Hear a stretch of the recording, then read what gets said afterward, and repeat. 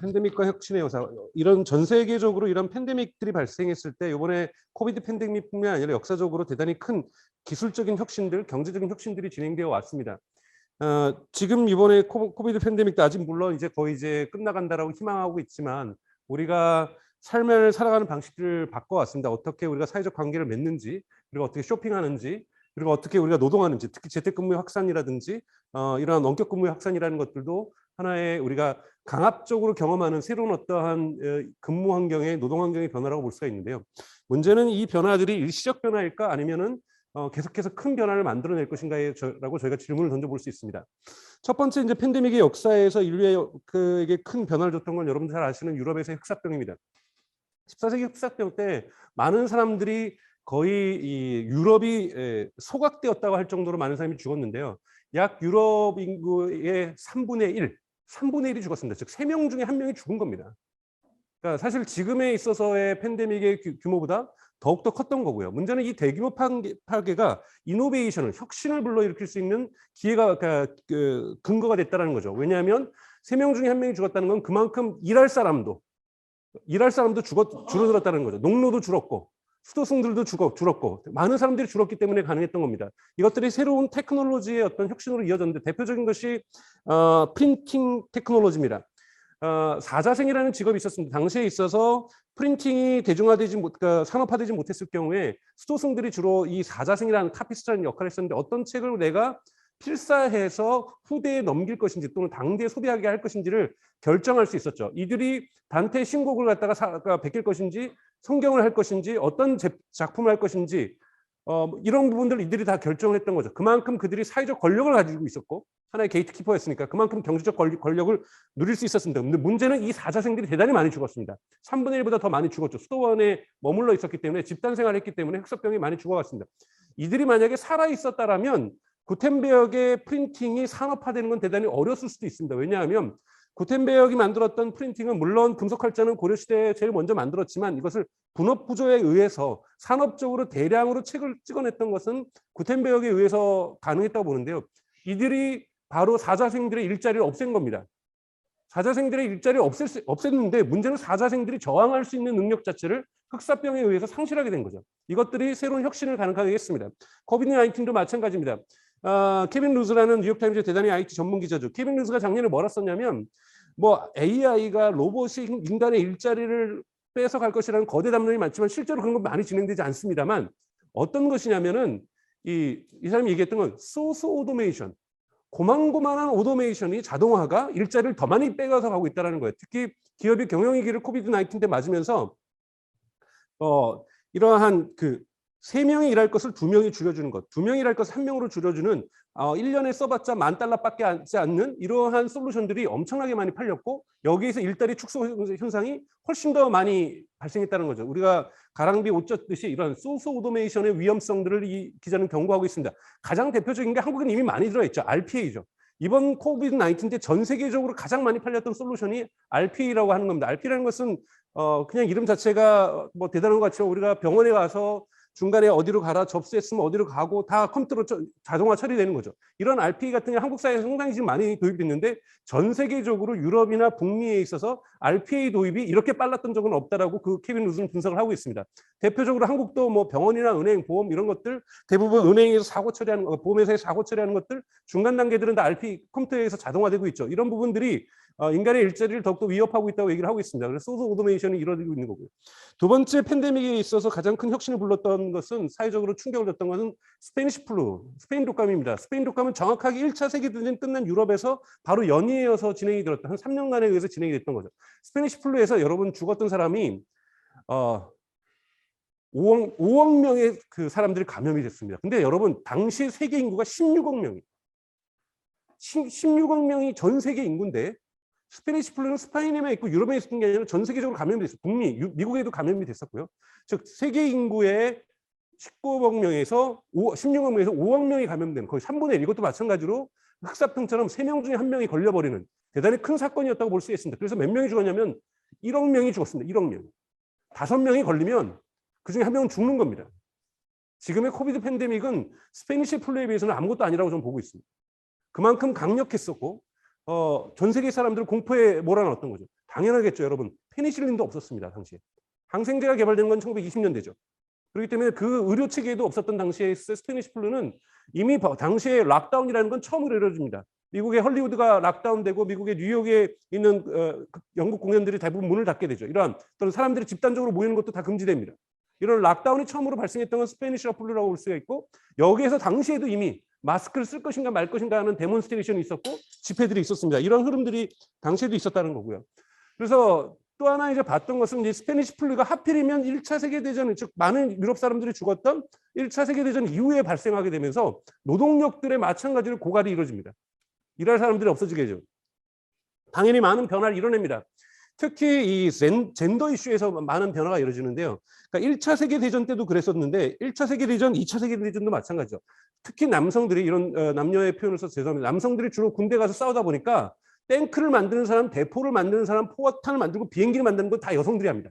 처음으로 여성들이 중공업에 진출하게 되는 기회를 당시에 강압적으로 어쩔 수 없이 사회가 선택하게 되는 거고, 그 후에 특히 군대 가서 남자들이 많이 죽어버렸고 스페니시 플루에 의해서 1억 명이라는 사람들이 죽어가면서 여성 노동에 대한 관심들이 크게 조명이 되는 계기를 스페니시 플루가 만들어냅니다. 그래서 1918년에 스페니시 플루가 시작됐던 이 당시에는 처음으로 여성들의 런던에서 흔히 말하는 버스 운전하고 택시 운전사들이 대부분 여성이었습니다. 다 전쟁터에 남자들이 나가 있었으니까요. 그러니까 심지어는 버스 운전과 택시 운전도 여성들이 하고 있었고, 그들에 의해서 처음으로 파업이 일어나는 이런 사회적 사건이 일어났던 것도 이러한 노동력의 변화들을 볼 수가 있습니다. 그래서 이건 파이낸셜 타임즈에서 이번 코비드 19 때 나왔던 이러한 회사 내에 죽어가고 아파하는 근로자나 노동자들, 경영진들이 걱정하기 시작한 겁니다. 이게 처음으로 나왔던 것이 스페니시 플루고, 그래서 회사 내에 노동자들의 건강을 챙겨주고 케어해주는 이런 시스템이 처음으로 도입됐던 것도 스페니시 플루 때라고 볼 수가 있고요. 그다음에 코비드 19도 마찬가지죠. 이러한 하이브리드 워킹이라는 것, 지금 우리가 대단히 요즘 많은 기업에서 하고 있습니다. 물론 화이트 칼라에 제한되어 있습니다만, 이런 것들도 애플 같은 경우도 여러분도 대부분 소식을 들었겠지만 미국의 빅테크 업체들 대부분 주 3일은 집에서 회사에서 일하고 주 2일은 재택에서 하는 이런 문화들이 확산되는 것도 강압적으로 사람들이 이렇게 해도 노동 생산성이 떨어지지 않다라는 것을 이번 포스트 코비드 팬데믹 때 경험을 하게 된 거죠. 그래서 요즘 허벤스포크 모델까지 나오고 있습니다. 즉 허벤스포크 모델은 이러려면은 삼성전자가 다 수원으로 가는 것이 아니라 강동구에도 노원구에도 중간중간에 거점 사무실들을 만들어서 다양한 사람들이, 왜냐하면 집에만 있을 수는 없고 아이들이 집에서 방해할 수도 있고 집이 넓지 않은 사람들도 있으니까, 근데 본사까지 가는 것이 아니라 가까운 데 가서 화상회의하고 오는, 거기서 근무하는 이런 허벤스포크 모델까지도 지금 전 세계적으로 나타나고 있습니다. 또 하나 스페니시 플루가 만들었던 건 뭐냐면 우리 흔히 말하는 에피데미올로지, 그러니까 즉 전염병학이라는 건 처음으로 그때 생깁니다. 이렇게 많은 사람들이 죽어가기 때문에. 그래서 퍼블릭 헬스라는 개념도 그때 처음으로 등장합니다. 국가가 보건소를 만들어서 무언가 퍼블릭 헬스, 공공의료를 해야 되겠다라는 생각도 스페니시 플루 때 모든 국가들이 경험하면서 충격적으로 이걸 받아들이면서 이거를 프라이빗에게만 맡길 수는 없다라는 것들이 생기면서 이러한 부분들이 만들어졌고, 그 결과가 전염병학의 대대적인 R&D의 투자의 결과가 1922년 페니실린의 발명으로 이어지게 됩니다. 마찬가지로 퍼블릭 헬스라는 개념 이때 처음으로 등장하고요. 코비드 19 때 가장 큰 인류 역사에서의 의학계에서의 승리는 한국이 이걸 쟁취하지 못했지만 mRNA라고 볼 수 있습니다. mRNA 백신들 그러니까 저는 아스트라제네카가 후졌다고 이런 말씀을 드리는 게 아니라 mRNA의 부분을 뭐냐면 mRNA는 코딩이죠. 처음으로 인포메이션을 인간의 몸에 투여를 하는 겁니다. 즉 단백질이라는 항체를 집어넣는 것이 아니라 항원에 대한 항체를 이렇게 만들려는 정보 오더죠. 이 정보 오더를 몸에 못 집어있기 때문에 캡슐을 쌌기 때문에 우리가 주사를 맞는 것이지, 그 안에는 인포메이션이 들어가 있는 겁니다. 이 mRNA의 레볼루션이 일어났다고 해서 많은 사람들이 진단하고 있는데요.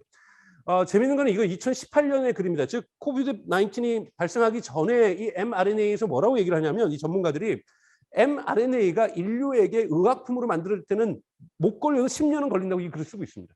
왜냐하면 즉 인간에게 지금까지 단백질을 넣었는데 이런 정보를 넣는 게 과연 좋을지 안 좋을지, 사람들에게 수용성 조사라든지 그 다음에 정부에서 허가도 받아야 되고 이런 절차들을 다 따지면은 최소한 10년을 걸릴 건데, 미국 정부에서 세계 정부에서 이것이 무엇이든 간에 백신이 될 수 있다고 하면은 인간들이 다 맞아버린 거죠. 여러분, 그리고 이스라엘하고 영국 같은 경우에는 이 화이자에서 이 백신을 먼저 받기 위해서 걸었던 조건이 우리식으로 하면은 질병청의 서버를 같이 연결해 준 거죠. 화이자에게. 그러면서 임상 실험이 동시에 진행되는 이런 식으로 mRNA의 속도가 대단히 빨라지고 있습니다. mRNA는 파마 인더스트리를 완전히 바꿀 거라고 보고 있습니다. 지금까지 뭐 우리나라도 뭐 종군당 특정 기업을 제가 뭐라는 거 아닙니다. 특별하게 R&D에 많이 안 했거든요. mRNA는 여러분 흔히 말하는 크리스퍼라는 유전자를 해체할 수, 볼 수 있는 이런 것들이 발견되면서 가능한, 즉 유전자 정보를 빠른 속도로 슈퍼컴퓨터가 분석해서 거기에 백신을 만들어내는 겁니다. 이걸로 항암제라든지 그러니까 신장병이라든지 뇌질환이라든지 근본적으로 모든 질환과 관련된 제약은 이제 mRNA가 다 만들 수 있다는 것이 mRNA 연구학자들이 얘기하는 거죠. 처음으로 컴퓨터 사이언스와 바이올로지가 결합된 이것이 mRNA였고, 이 mRNA가 대단히 빠른 속도로 전 세계 인구가 거의 임상실험되는 이런 부분에서 의학적인 변화들이 있을 수 있었습니다. 즉 이런 위기가 하나의 역사적으로 볼 때는 혁신을 만들어낼 수 있는 기회가 된다는 것, 위기가 이노베이션을 부스팅한다는 것, 이런 부분들에 즉 사람들에 대해서 수용성 또한 사회적으로 높여낸다는 것, 이런 것이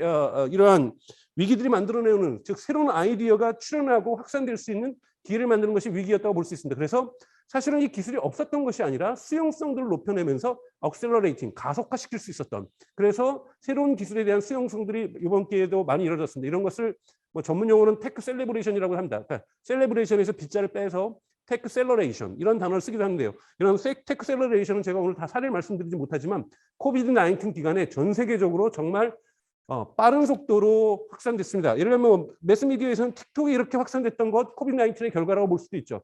사람들이 집에 있으면서 훨씬 더 즐기기 위해서 폭발적으로 성장하면서 지금 영국이나 미국에서는 소비 시간에 틱톡은 유튜브를 제끼고 있습니다.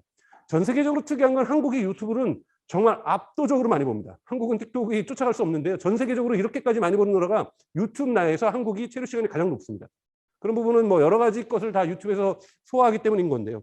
이런 제가 어떤 특정 매체를 말씀드리려는 것이 아니라 이런 특정 매체 출연이라든지, 그리고 여러분들 한국처럼 이렇게 배달과 배송이 많았던 나라는 없었죠. 근데 이제 배달의 민족은 한국만이 아니라 전 세계가 이제 배달로 음식을 시켜 먹기 시작하고 있습니다. 이런 수용성이 생긴 것, 컨택트를 하지 않기 위해서였던 거죠. 사람 대 사람의 대면 컨택을 안 하기 위해서 이런 배달을 배송시키는 문화들이 만들어졌고, 심지어는 런던이라든지 시카고라든지 뉴욕 같은 경우에 고스트 키친이라고 하는 것, 굳이 흔히 말해서 권리금 높은 데다가 식당을 여는 게 아니라 공장이라든지 흥미진 곳에다가 가장 탑 클래스의 요리사들이 와가지고 요리를 만들어서 CCTV로 얼마나 위생적으로 만들었는지를 사람들이 언제든지 볼 수 있게 하면서 배송해주는 이런 고스트 키친이라는 것, 즉 유령처럼 우리 눈에는 존재하지 않는, 앱에서만 존재하는 이런 레스토랑과 키친들이 전 세계적으로 확산됐던 계기도 코비드 19이 만들어냈습니다.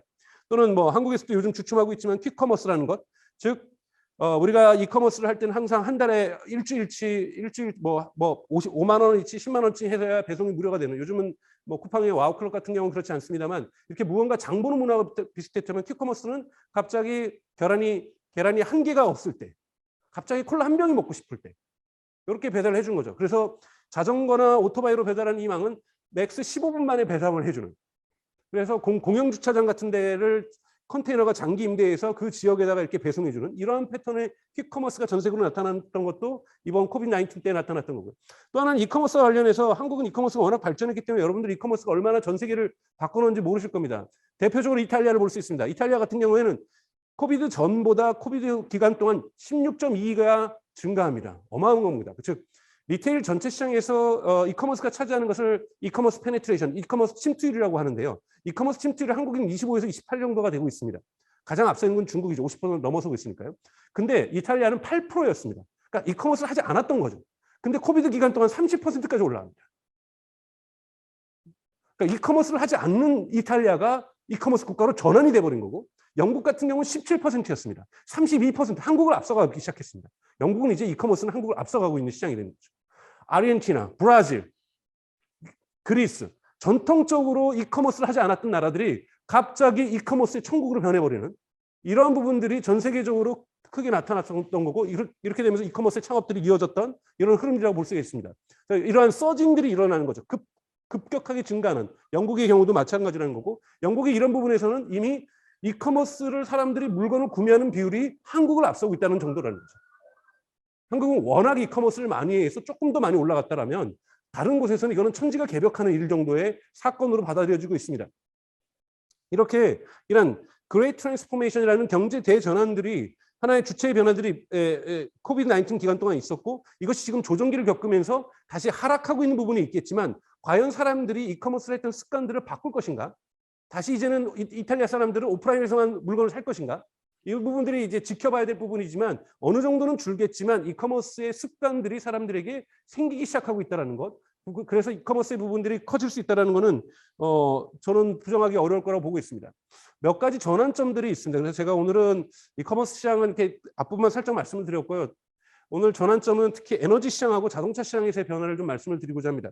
자동차 시장은 여러분 아시겠지만 EU가 오래전부터 논의돼 있었고 5월 초에 유럽연합 의회를 통과했었고 지난주에 처음으로 유럽연합 집행위를 통해서 확정됐습니다. 2035년부터는 유럽에서 가솔린과 디젤차는 판매 금지입니다. 이거는 유럽연합 차원에서 데드라인 정해놓은 거죠. 나라마다 다릅니다. 영국은 2030년부터 영국 땅에서 가솔린과 디젤차는 판매 금지입니다. US도 마찬가지죠. 바이든 정부는 목표를 그렇게까지 못했어요. 2030년에 50%의 신차를 전기차로 만들겠다는 것이 바이든 정부의 목표죠. 그런데 캘리포니아라는 주별 상황은 다릅니다. 캘리포니아 같은 경우 2035년부터 캘리포니아 땅에서 가솔린과 디젤차는 판매가 금지됩니다. 마찬가지로 워싱턴주, 시애틀이 주도인 워싱턴주도 2030년입니다. 그래서 보시면 워싱턴주라든지 캘리포니아라든지 매사추세츠라든지 뉴욕이라든지 뉴저지, 뉴욕도 여러분 2035년부터 가솔린이나 디젤차는 판매가 금지됩니다. 그러나 이런 것들이 더 빨라지는 데가 있죠. 로마라든지 파리라든지 마드리드라든지 이런 나라들도 대부분 2025년에서 30년 사이에 가솔린이나 디젤차가 도시 진입이 금지됩니다. 그러니까 미세먼지가 많을 때가 아니라 1년 365일 내내. 이러한 시장적인 변화들이 정부의 레귤레이션에 의해서 강화되는 거고 정치인들은 이걸 왜 택하겠습니까? 그것이 표에 도움이 되기 때문인 거겠죠. 훨씬 더 이걸 요구하는 사람들이 많아지고 있다는 거고 시장의 변화들을 만들어냅니다. 심지어는 아시아에서는 타일랜드마저도 태국마저도 2035년부터 태국 땅에서 가솔린과 디젤차가 판매 금지됩니다. 그리고 마찬가지로 중국도 2035년부터 중국 이미 전기자동차 시장에 있어서 세계 넘버원이 되고 있고 중국 또한 가솔린과 디젤차가 2035년부터는 판매가 금지되어 있습니다. 완전히 지금 레귤레이션에 의해서 자동차 시장에 시프팅이 발생하고 있는 거죠. 어떤 변화들이 일어나고 날까요, 여러분? 여기에서 뭐 배터리가 위험하니 뭐 배터리에 의해서 충전하는 게 한계가 있니 이거 충전했을 때 몇 킬로 가니 이런 논쟁은 이미 끝나버렸습니다. 훨씬 더 기술이 여러분들도 한국의 배터리 산업들이 앞서가는 거 보시면서 보시겠지만 계속해서 기술적인 혁신들이 이루어지면서 이런 레인지 앵사이어티 이런 도달 범위에 대한 두려움들이 많이 줄어들고 있는데요. 가장 큰 문제는 여러분 어렵죠. 감가상각입니다. 감가상각. 자동차를 여러분들 다 사실 때 에셋이라고 생각하시죠. 그러니까 자산이에요. 내가 지금 2년 뒤에 팔더라도 10년, 그러니까 내가 또는 10년을 타더라도 2년 뒤에 팔 때 중고 가격을 생각합니다. 그때 중고차가 똥값이 되지 않기를 원하죠. 이런 표현 써서 죄송합니다. 그렇기 때문에 가능하면은 3년 뒤에 내 차를 팔더라도 그때 많이 받기를 원하면서 차를 고릅니다. 그래서 사람들이 많이 타는 차, 그리고 5년이 지나도 그래도 밸류에이션이 높은 차, 그래서 감가상각이 적은 차를 원하게 되죠. 근데 여러분 2030년부터 예를 들자면 독일 같은 경우 2030년부터 금지입니다. 그럼 2028년 돼서 가솔린이나 디젤 차는 사람이 있겠습니까? 단 한 명도 안 삽니다. 그러면 똑똑한 소비자 같은 경우는 2027년부터도 고민하기 시작합니다. 더 똑똑한 소비자는 2026년부터도 고민하기 시작합니다. 점점점 땡겨지는 거죠. 사람들이 2030년과 2035년의 법의 레귤레이션이 있어도 시장의 붕괴는 더 일찍 시작됩니다. 이미 유럽에서 디젤차하고 가솔린차의 시장은 붕괴되고 있죠. 특히 중고차 시장들. 이거를 먹여 살려주고 있는 것은 유럽의 대부분의 디젤차와 가솔린차들은 아프리카하고 동유럽으로 수출되고 있기 때문에 그 시장이 안 망하고 있는 겁니다. 내연기관의 박사논문은 어떤 하나의 박사논문은 현재 시점으로 하면 2026년을 갖다가 시장 붕괴 시점이라고 보고 있습니다. 2026년부터는 사람들이 가솔린하고 디젤차는 아무도 안 산다는 거죠. 왜? 4, 5년 뒤에 금지되는 차니까. 한국에서 요즘 뭐 랜드로버 뭐 하얀색 그 SUV 디젤차 많이 타고 다니시는 분이 있어서 죄송합니다. 개인적인 어떤 얘기하는 건 아니고요. 여러분 랜드로버는 2030년부터 2028년부터 디젤차를 안 만듭니다. 마지막 차 떨이하고 있는 거예요. 한국 사회에다가. 한국의 저널리즘들이 그걸 제대로 비판해 주지 못해서 보도해주지 못해서 지금 아우디가 여기서 감히 디젤차를 팔고 있는 거죠. 독일에서는 디젤차 안 팝니다. 팔리지도 않고요. 그러니까 이러한 부분에서의 어떠한 시장의 변화들을 볼 수 있는 거고 시장의 위협이 또 있습니다. 프로덕션 캐파시티가 즉 생산량이 돌아가지 못하는 거죠. 독일에서는 사실 대선 후보들이 우리 사람 총선 후보들이죠. 총리 후보들이 자동차 시장에 갖고 디베이트 엄청나게 합니다. 왜요? 독일에서는 가장 많은 일자리들이 자동차 산업이 만들고 있으니까요. 자, 여기에서 이게 언제 거냐면 제가 정확하게 2017년 리포트입니다. 애니얼 리포트가 2017년에 레포트를 2018년 2월 달에 나온 걸 제가 들어가서 페이지를 본 겁니다. 뭐라고 얘기를 하고 있냐면, 제가 영어 발음이 원래 안 좋은데 독일에서 공부하느라고 영어 발음이 더 안 좋은데 좀 이해를 좀 해주시고.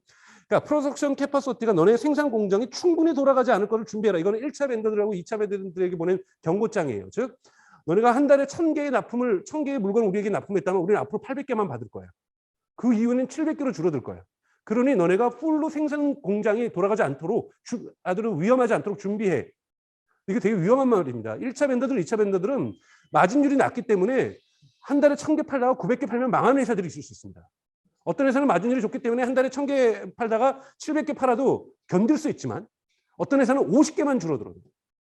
마진율이 낮기 때문에 그냥 붕괴합니다. 지금 벌써 문 닫고 있는 독일의 1차 벤더들, 2차 벤더들 많습니다. 그들에 대한 다큐멘터리도 많이 만들어지고 있고요. 한국도 지금 현대자동차는 좀 망할 거라고 절대 망할 거라고 생각하지 않습니다.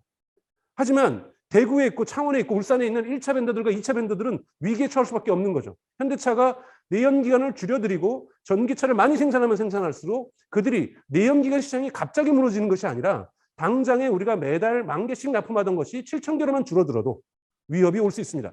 그래서 1차, 2차 벤더들의 위기가 오고 있다는 거고 고용의 위험이 있죠. 여러분 아시겠지만 뭐 사람마다 통계마다 다릅니다만 부품 수가 100배가 차이 납니다. 즉 전기차에 18개 들어가면은 이 모터나 이 파워트레인에 2,000개가 넘는 부품이 들어갑니다. 관련 부품 업체 같은 경우 많은 일자리를 잃고요. 또 어디가 잃겠습니까, 여러분? 정비소죠. 잔고장이 안 일어납니다. 그리고 현대차 같은 경우에는 차를 팔아서 돈을 벌지만 또 뭡니까? 부품 팔아서도 돈 벌니다. 근데 부품 팔아서 팔지를 못한다는 거죠. 그만큼 부품이 줄어들게 되는 거니까요. 여러 가지의 경제 효과가 있을 수밖에 없습니다. 그리고 오래전에 나왔던 2018년에 나왔던 독일의 우리 식으로 하면 금속노조하고 폭스바겐하고 그다음에 벤츠하고 같이 만든 연구 보고서예요. 그래서 2030년에 신차 중에서 전기차가 25%만 돼도 벌써 유럽은 작년에 10%를 넘어섰습니다. 한국하고 미국이 지금 5%를 못 넘어서 그렇죠. 그러니까 중국이 가장 먼저 넘었고요. 10%는. 근데 25%만 돼도 10만 개의 일자리가 사라질 거라고 보고 있습니다. 독일은 7월하고 할 때, 그러니까 1차, 2차 벤더까지 해서 한 100만 개의 일자리가 자동차 산업에 있습니다. 여기에서 10분의 1이 날아가는 겁니다. 작을 수도 있지만 큰 고통이 될 수도 있죠. 혼다 작년에 처음으로 구조조정을 했죠. 2,000명이 그만뒀습니다. 혼다는 정말 어려운 기업이에요. 왜요? 엔진이 강한 차라고 항상 광고해왔거든요. 혼다는 모터입니다. 근데 모터가 필요 없는 자동차 시대로 가버리는 거죠. 일본이 지금 가장 지금 현대기아차가 그래도 힘을 받고 있는 일본 기업들이 하이브리드에 집중하느라고 전기차 시대를 대단히 늦게 맞이합니다. 그것이 결정적으로 시장에서의 패착으로 작용을 하죠. 일본 기업들이 지금 많이 어려운 점들. 자, 그러면은 이러한 기업들의 어떤 흐름들 지금 하나하나 기업들을 볼 건 아니지만 흐름을 새로운 잡들은 그럼 또 어디서 일어날 수 있을까요? 이런 부분들이 문제가 될 수 있습니다. 바이든 같은 경우에는 지금 50% 신청하지만 우선은 먼저 그냥 연방이 갖고 있는 모든 차는 앞으로 자기 임기 내에 모두가 전기로 바꾼다는 거예요. 군용 트럭, 군용 버스, 연방이 갖고 있는 모든 버스들. 여기에 근데 뭐라고 얘기를 하냐면 테슬라 같은 경우는 사실 오바마가 키워준 자동차 회사죠. 오바마가 처음부터 국고 보조금을 큰 회사입니다. 근데 이제 바이든 같은 경우에는 워낙 노조를 좋아하기 때문에 노조가 없는 회사는 지원하지 않겠다 해서 테슬라가 노조가 없기 때문에 빼버렸죠. 그래서 요즘 일론 머스크가 바이든 엄청나게 씹고 그러고 있습니다만 근데 이쪽에서 뭐라고 얘기를 하면 새로운 브랜드. 왜 우리나라는 삼성 자동차가 망한 이후로 자동차 산업은 신고제입니다. 미국은 허가제이고 유럽도 다 허가제로 바뀌었습니다. 신규 업체들 생성되기 나오는 거죠. 그래서 연방 버스는 전통의 GM이나 포드가 아니라 신규 스타트업에게 맡깁니다. 이런 형식으로 새로운 주체들을 만들어내려고 하는 흐름들이 미국 사회에서 만들어지고 있는 거고요. 또 하나는 많은 분들이 이제 이 충전 네트워크와 관련돼서 얘기를 많이 합니다. 앞으로 이거 충전을 자주 해야 될 텐데 주유소 가서 충전기 설치해가지고 충전해야 되고 그러지 않을까 많은 사람들이 얘기하는데 이미 노르웨이 같은 경우에는 여러분 신차 판매에서 70%가 다 전기차죠. 노르웨이 같은 일은 뭐가 일어나면 이런 시장 조사를 합니다. 여러분 95%가 충전을 어디서 하겠습니까? 스마트폰하고 똑같습니다. 시도 때도 없이 집하고 직장에서 합니다. 전기차의 충전의 95%는 집과 직장에서 이루어집니다. 수많은 스타트업들이 있습니다. 충전 관련돼서. 독일 같은 경우 어떤 충전이냐면 새 차도 주차해놓으면 와서 해주잖아요. 차 세워놓으면 알아서 와서 충전해주고 갑니다. 그러니까 충전은 전혀 문제가 되지 않는다는 거예요. 이와 관련 오히려 노르웨이 같은 데는 뭐냐면 로드 밸런싱처럼 동접자들이 갑자기 아파트에 사람들이 우르르 퇴근해서 또는 회사로 우르르 출근해서 다 같이 전기차 꼽으니까 어떻게 보면 전기가 파워가 다운되거든요.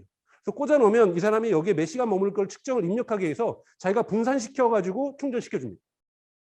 이러한 로드 밸런싱 같은 이런 산업들이 나타나는 새로운 우리가 생각하는 주유소는 대부분 저는 죽을 거라고 보고요. 그러니까 새로운 이러한 주유소의 논쟁이 아니라 충전과 관련돼서는 스마트폰하고 비슷하다고 여러분 생각하시면 될 것 같습니다.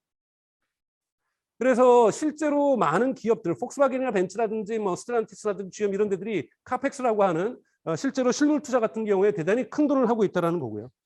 지금 EV 마켓의 특징은 제가 뭐 개별 기업은 알 거지만 지금 디맨드가 그러니까 공급이 수요를 못 쫓아가고 있습니다. 만들면 다 팔립니다. 자, 그러면 만약에 시장의 특징을 우리가 가설을 할 때 디맨드가 서플라이보다 크다고 생각하면 여기에서 이기는 기업은 뭐냐면 엄청나게 많이 생산해내는 기업이 이깁니다. 이러한 새로운 모델이 중요한 것이 아니라 모델 현대차 잘 만듭니다. 폭스바겐도 잘 만듭니다. 근데 가장 중요한 것은 프로덕션 캐파시티를 어떻게 올릴 것인가. 테슬라 보십시오. 테슬라가 올해 예측하고 있는 목표치는 이걸 달성 못할 거라고 좀 보는데 200만 대입니다. 생산량이. 캘리포니아 공장, 그리고 상하이 공장, 얼마 전에 오픈한 베를린 공장, 그리고 오스틴 공장. 공장 하나는 50만 대를 만듭니다. 여러분, 현대기아차가 올해 만들 수 있는 자동차의 개수는 23만 대밖에 되지 않아요. 다 팔릴 겁니다. 그것도 현대차한테는 되게 현대기아차에겐 좋은 소식입니다만 현대의 캐퍼시티는 더 늘릴 수도 있는데 여러 가지 사내에서의 권력 투쟁과 노조의 반대에 의해서 디맨드가 이렇게 크지 않을 거라고 예측했기 때문에 23만 대밖에 27만 대밖에 안 만드는 겁니다. 200만 대를 만들어도 팔릴 겁니다. 그러니까 시장의 조건을 디맨드가 서플라이보다 크다고 정의하면 그러니까 이런 부분이 자동차 시장의 어떤 전환점이라고 보고요. 두 번째는 에너지 기후 위기하고 에너지 산업입니다. 여러분도 아시겠지만 어쩔 수 없이 한국도 흔히 말하는 탄소세라는 것들을 유럽에서 도입을 합니다. 즉 유럽 같은 경우에는 탄소를 적게 쓴 강제하죠. 철강이라든지 제품에 있어서 얼마나 탄소가 많이 들어간지를 포기하겠다는 거죠. 2030년부터. 그래서 그때까지 단계적으로 지금 계속 탄소를 적게 쓰는 걸 하다 보니 기업에서 난리가 나는 거죠. 그러면 당장 생산비가 올라가는데 우리는 계속 탄소를 줄이려고 R&D도 투자하고 설비 투자도 해가지고 뭐 비싸게 생산하는데 한국이나 중국은 싸게 생산하지 않냐. 그래서 어떻게 됩니까? 한국하고 중국 제품에 대해서 탄소세가 추가적으로 관세가 매겨지는 거죠. 그래서 한국도 어쩔 수 없이 CO2를 절감시켜서 우리가 환경을 생각해서가 아니라 산업이 살아남기 위해서 탄소를 줄여서 생산하는 과제를 갖고 있습니다. 그래서 한국 기업들도 도태된다. 탄소 못 줄이면 왜? 탄소세를 내야 되는 거니까. 이런 부분들이 논쟁이 되고 있습니다. 그래서 왜냐하면 2026년부터 탄소세를 유럽연합은 부여합니다. 그럼 유럽에 수출하기 위해서는 어쩔 수 없이 우리도 탄소가 적게 생산되게 만드는 시스템을 가져와야 되는 거죠. 이거를 기후 위기를 인정하든 안 하든 이것이 옳은 방향이든 안 하든 산업의 질서가 경제의 질서가 탄소를 줄이는 제품에 대한 수용성들을 국가에게 강제하고 있고 국가가 다시 이걸 강제하고 있습니다. 자, 그러면 철강, 알루미늄, 시멘트 이런 것도 있는 거죠. 재밌는 글은 작년에 가디언에서 나온 겁니다. 가디언은 사실은 이거를 요약 정리를 한 건데요. 사실은 네이처 에너지라는 데서 학자들이 연구했던 연구 논문을 가디언이 이걸 잘 정리해서 만든 논문인데 이 논문이 대단히 센세이션했죠. 이 학자들이 무엇을 분석을 했냐면 이렇게 석유를 흔히 말하는 탄소 중립을 2050년 선진국가나 한국은 2050년으로 탄소 중립을 보고 있고 중국이 2060년, 인도가 2070년으로 보고 있죠. 여러분 탄소 중립으로 그렇게 완성한다는 건 뭐냐면요. 석유 소비를 안 한다는 겁니다. 석유 소비 안 한다는 거예요. 그러니까 2050년 되면은 한국은 석유 수입이 지금 대비 거의 10%로 줄어듭니다. 엑슨 모바일 가장 석유를 전 세계적으로 했던 기업 최근에 친환경 기업으로 바뀌었습니다. 점점 윈드라든지 태양광에다 투자하기 시작하고 있는 거죠. 본인들도 그 운명이 끝나는 걸 알고 있기 때문인 거죠. 사우디아라비아가 여기에서 그 왕국에 있는 사람들이 얼마나 이걸 걱정하겠습니까? 2050년부터는 석유를 못 판다는 건데. 얼마 남지 않았습니다. 그러면 지금부터 많이 채굴해가지고 팔아야 될 것인가? 아니면 조금씩 오펙 다시 만들어서 우리 조금씩 해서 가격 올려가지고 적게 팔 것인가? 이런 전략을 결정해야 될 시기가 왔다라고 이 논문을 얘기하고 있습니다. 중국마저도 여러분 2024년이 중국에서 가장 석유가 중국의 역사상 많이 소비되는 때고 그 이후로는 하락합니다. 중국마저도 석유 소비가 2024년부터는 줄어든다는 거죠. 이런 것이 전세적인 흐름입니다. 이게 옳건 그르건, 이념적으로 옳건 그르건 환경 기후 위기라는 것을 우리가 인정하거나 인정하지 않건 정치권은 이러한 로드맵을 결정을 해버린 거죠. 그러면 여기에 어떻게 조응하는 시스템을 만들 것인가? 실제로 소개해서 본 데서 여기서 이제 이 논문에서 들었던 건 스트랜디드 에셋, 자초 자산이라고 얘기를 합니다. 자초 자산이란 뭐냐면 제가 주유소를 만들어 놨어요. 근데 이거는 2070년까지 쓸 수 있는 주유소였는데 2050년에 강제로 문을 닫아야 되는 겁니다. 또는 주유 선박들, 그 기름을 나르는 뭐죠? 이 큰 대형 배들. 이거 수명은 뭐 예를 들면 70년까지도 돼 있어요. 왜냐면 만약에 2040년에 수주한 선박이라고 치죠. 10년 이상 더 쓰니까, 20년 더 쓰니까요. 그러면 10년만 쓰고 그 선박은 버려야 되는 겁니다. 이때 이거를 자초자산이라고 합니다.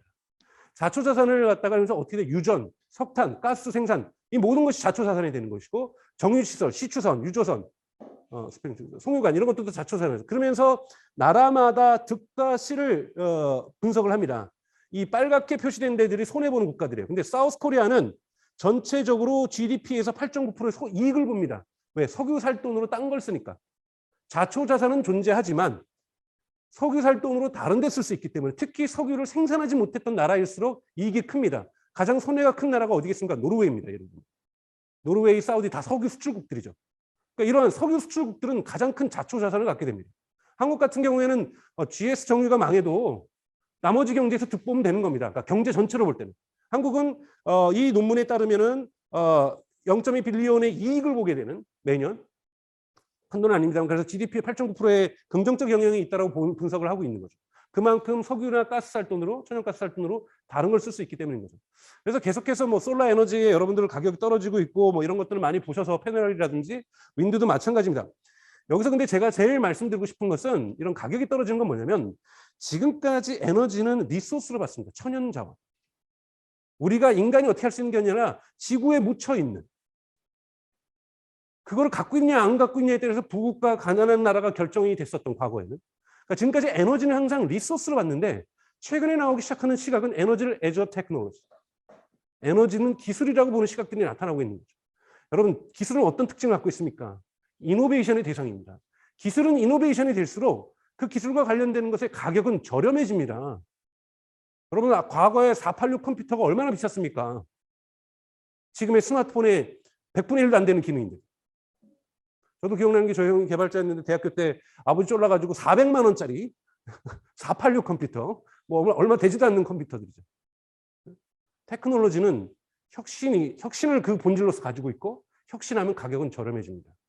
그래서 지금은 윈드하고 제가 이걸 이념적으로 바라보지 않기를 여러분 당는 건 솔라 에너지 같은 경우는 테크놀로지를 보고 있고 매년 성능이 좋아지고 있습니다.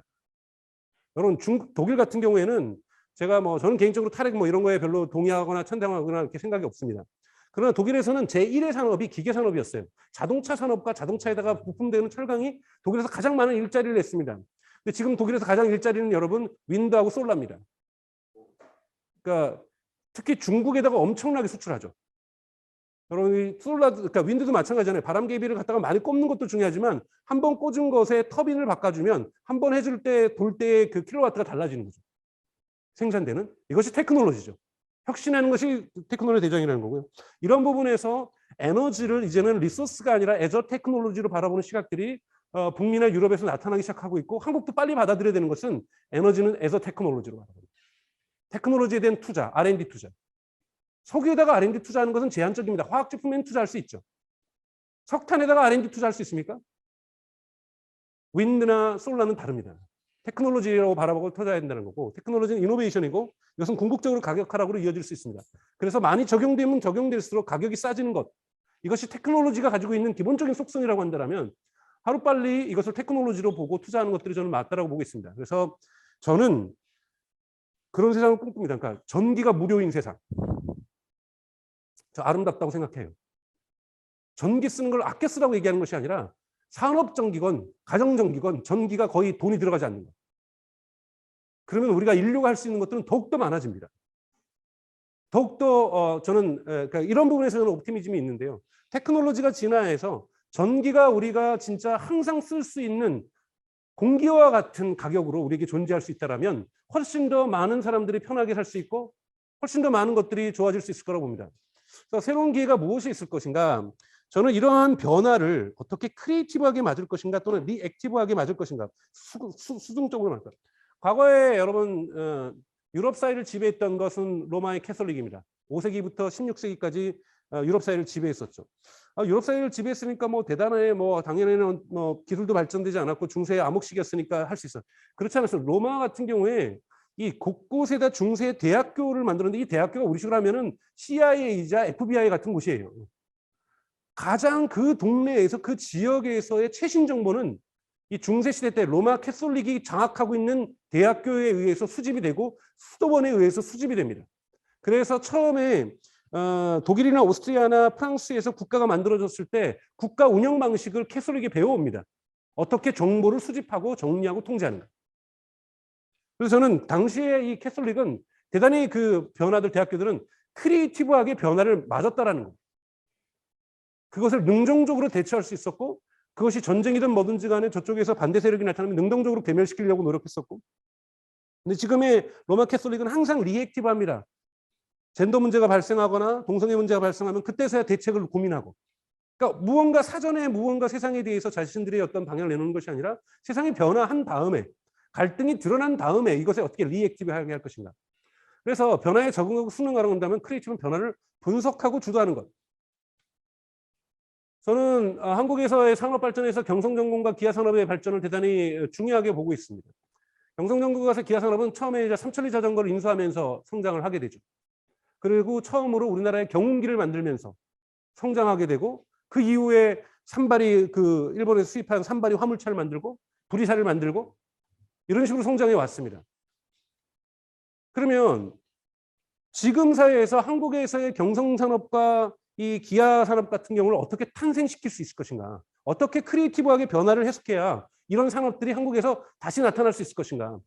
그러니까 저는 배터리 지금 쇼티지가 전 세계적으로 발생하고 있습니다. 제가 독일 공영방송 보면서 깜짝 놀랐는데 독일에는 전기차와 관련된 조그만 스타트업들이 많이 생겼는데 생산을 못하고 있어요. 왜요?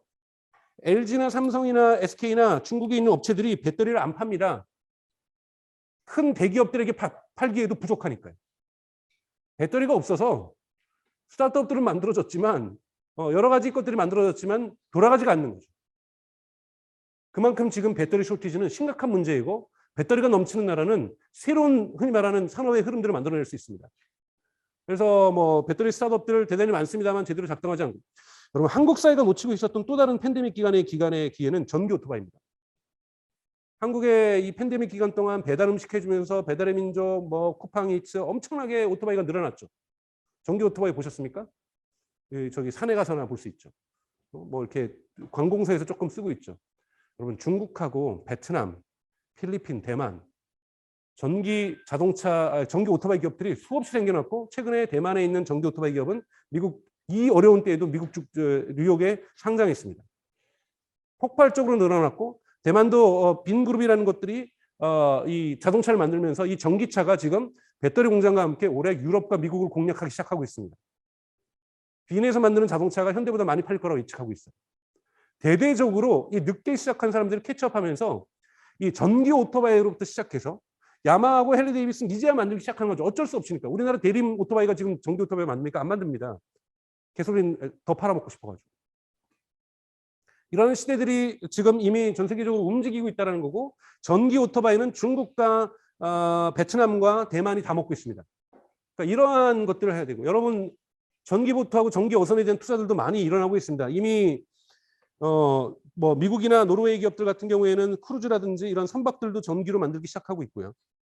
근데 여러분 2050년에 한국이 탄소 중립 가면은 어떤 거를 상상하셔야 되냐면 한국에 있는 저 해변에 있는 통통배 어선도 다 전기로 바꿔야 됩니다.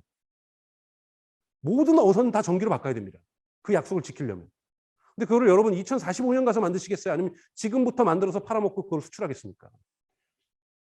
그러니까 어차피 2050년에 우리가 탄소 중립으로 가는 것이 기정사실이라고 한다면 왜 2045년에 전기 어선을 만들고 전기배를 우리가 베트남에서 수입을 해야 됩니까?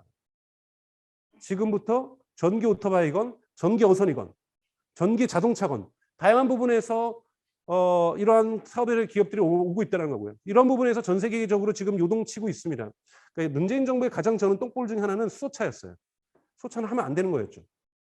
저는 수소의 가능성은 열려 있다고 봅니다. 예를 들면 독일은 수소로 잠수함을 만들고 있습니다. 그러니까 에어버스 같은 경우에는 비행기를 수소를 집어있는 엔진을 가진 걸 비행기를 만들려고 하고 있어요. 시도들이 들어가고 있고 잠수함은 이미 건조 중에 있습니다. 수소 엔진을 쓰는. 이렇게 충전할, 그러니까 대형을 쓸 수 있죠. 근데 여러분 집 앞에 수소 충전소 만들면 데모 하시겠어요? 안 하시겠어요? 바로 아파트값 떨어집니다. 폭발물인데. 수소는 이렇게 대중화적으로 이렇게 전국으로 이렇게 깔릴 수가 없는 거죠. 그 에너지원의 효율성 자체는 뛰어나지만 대중적으로 확산될 수가 없습니다. 특설 기관에 있어야 되죠. 그래서 기차라든지 비행기라든지 잠수함이라든지 대형 트럭에는 수소를 쓰는 게 타당하지만 우리가 타는 일상적인 거예요. 전기 오토바이에 수소를 할까요? 자살행위입니다. 그거는. 그러니까 이거를 너무 이 정부가 지난 정부가 끌고 가면서 전기화의 시대를 놓쳐버리고 있었다고 저는 생각이 들고요. 전 세계적으로 전기화는 여러분 생각해 보십시오. 잔디 깎는 기계도 지금 미국은 다 전기로 바뀌고 있습니다. 낙엽에 이거 바람 부르는 이런 것도 다 전기로 바뀌고 있어요. 새로운 산업이 생기고 있고 새로운 일자리들이 만들어지고 있고 새로운 기업들이 등장하고 있습니다. 그 기회를 한국은 다 놓치고 있다고 저는 보고 있고요. 그래서 이러한 부분의 가능성들, 그래서 크리에이티브 솔루션들은 이러한 배터리 쇼티지를 갖다가 한국은 해결할 수 있는 능력들을 갖고 있는 배터리의 전 세계적인, 물론 중국이 더 앞서가고 있습니다만 생산량에 있어서는 있다라는 거고, 그래서 이런 전기 충전 스타트업이라든지 이런 것들을 만들 수 있다고 저는 생각이 듭니다. 칼 폴라니가 그레이트 트랜스포메이션이라는 책을 1944년에 썼죠. 헝가리 출신으로 히틀러에게 쫓겨가지고 뉴욕으로 가서 콜롬비아 대학에서 경제 역사학을 가르쳤던 사람입니다. 칼 폴라니가 이 그레이트 트랜스포메이션 산업혁명이 생긴 초기의 것을 되게 역사사학처럼 적었죠. 그러면서 그가 얘기했던 것이 이 캐피탈리즘, 여기서 캐피탈리즘은 인더스트리얼리제이션, 산업혁명을 얘기합니다. 캐피탈리즘은 unannounced, 즉 종교적으로 표현하면, 기독교적으로 표현하면 새벽처럼 도둑처럼 찾아왔다고 쓰고 있습니다.